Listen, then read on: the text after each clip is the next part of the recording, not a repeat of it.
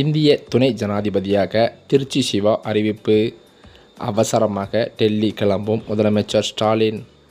அதிர்ச்சியில் மோடி. இந்திய துணை குடியரசுத் தலைவர் தேர்தல் விரைவில் நடைபெற இருக்கும் நிலையில் தேசிய ஜனநாயக கூட்டணி சார்பில் பாஜக மூத்த தலைவர் சி.பி. ராதாகிருஷ்ணன் வேட்பாளராக அறிவிக்கப்பட்டுள்ளார். அவர் ஒரு தமிழர் என்பதால் திமுக மற்றும் அதன் கூட்டணி கட்சிகள் அவருக்கு ஆதரிக்க வேண்டும் என்று பாஜக கோரிக்கை விடுத்துள்ளது. இது தொடர்பாக மத்திய பாதுகாப்புத்துறை அமைச்சரான ராஜ்நாத் சிங் தமிழக முதலமைச்சர் மு.க. ஸ்டாலினுடன் தொலைபேசியில் பேசியுள்ளதாகவும் கூறப்படுகிறது. இந்த நிலையில் தேசிய ஜனநாயக கூட்டணிக்கு எதிராக இந்தியா கூட்டணியின் துணை குடியரசுத் தலைவர் வேட்பாளராக திமுகவை சேர்ந்த திருச்சி சிவாவை நிறுத்துவதற்கு வாய்ப்பிருப்பதாக கூறப்படுகிறது. மேலும் சி.பி. ராதாகிருஷ்ணனுக்கு எதிராக திருச்சி சிவாவை நிறுத்துவதற்கான ஆலோசனைகள் நடைபெற்று வருவதாகவும் தகவல்கள் தெரிவிக்கின்றன. இதுகுறித்து இறுதி முடிவு எடுப்பதற்காக டெல்லியில் உள்ள கார்கே இல்லத்தில் இந்தியா கூட்டணியின் தலைவர்கள் நேற்றைய முன்தினம் மாலை ஆலோசனை நடத்தியதாகவும் கூறப்படுகிறது. இந்த ஆலோசனை கூட்டத்திற்கு பிறகு எதிர்க்கட்சிகளின் நிலைப்பாடு குறித்து ஒரு தெளிவான அறிவிப்பு வெளியாகும் என்றும் எதிர்பார்க்கப்படுகிறதாம்.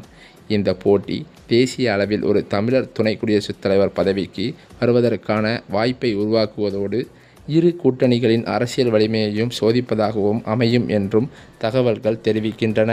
அதே சமயம் இந்தியா கூட்டணி சார்பில் துணை குடியரசுத் தலைவர் தேர்தலில் போட்டியிடுபவர் யார் என்பதற்கான ஆலோசனை கூட்டங்களும் பயங்கரமாக நடைபெற்று வருகிறது.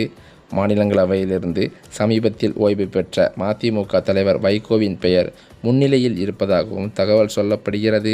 சிறந்த நாடாளுமன்ற உறுப்பினர், பாராளுமன்ற புலி என பாராட்டுக்களை பெற்ற நீண்ட நெடிய அனுபவம் கொண்டவர், ஒன்றிய அரசு நடைமுறைகளை நன்றாக அறிந்தவர் என வைகோ இந்த பொறுப்புக்கு மிகவும் சரியான தேர்வு என்றும் கருதப்படுகிறதாம். மேலும் தமிழ்நாட்டைச் சேர்ந்தவர், பிற்படுத்தப்பட்ட வகுப்பிலிருந்து வந்தவர், மூத்த பாஜக தலைவர் என சி.பி. ராதாகிருஷ்ணன் பெயரும் பரிசீலிக்கப்பட்டாலும் தமிழ்நாடு முதலமைச்சர் மு.க. ஸ்டாலினுக்கு எதிரான அரசியலும் இந்த தேர்தலில் இருப்பதாக கூறப்படுகிறது. ஒரு தமிழரை எதிர்த்து துணை குடியரசுத் தலைவர் தேர்தலில் திமுக வாக்களித்தது என்ற அவப்பெயரை சுமத்தும் வகையில் இந்த நகர்வு இருப்பதாகவும் முதலமைச்சர் ஸ்டாலினுக்கு பாஜக வைத்துள்ள செக் எனவும் அரசியல் விமர்சகர்கள் கருத்து தெரிவிக்கின்றனர்.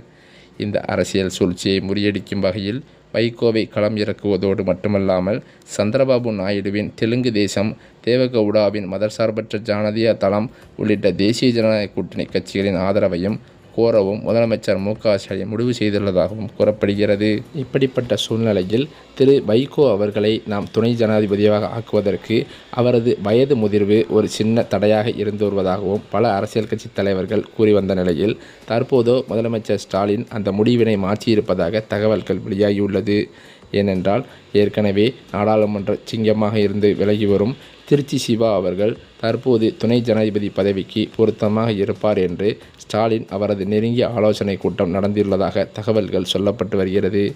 இதன் அடிப்படையில் திருச்சி சிவா அவர்களை பரிந்துரை செய்து மற்ற தேசிய ஜனநாயக கூட்டணியின் ஆதரவையும் ஸ்டாலின் கோரியிருப்பதாக சொல்லப்படுகிறது.